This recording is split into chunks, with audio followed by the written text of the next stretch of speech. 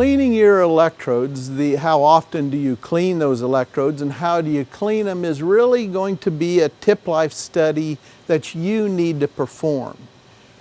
How detrimental are you to those electrodes? How much force are you using? How hard are those electrodes coming down during that weld process? How hot are those electrodes staying?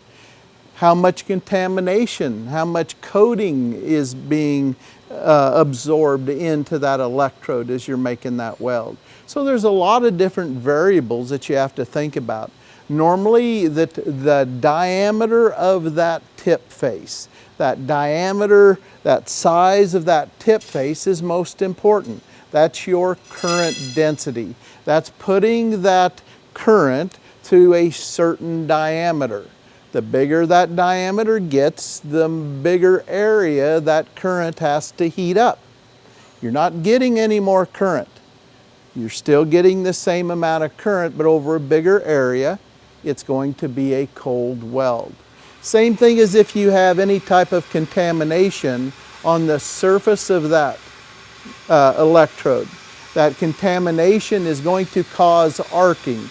It's not going to give you a good current path for that current to go through.